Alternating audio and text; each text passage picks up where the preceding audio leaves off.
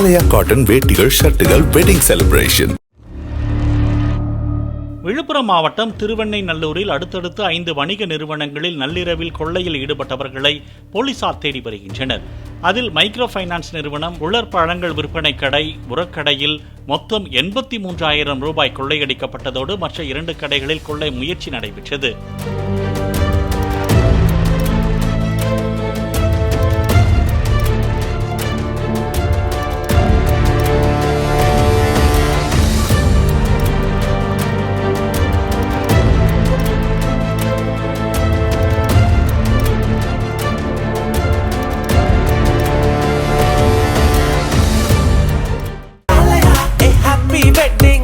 ஆலயா cotton வேட்டிகள் ஷர்ட்டுகள் wedding celebration.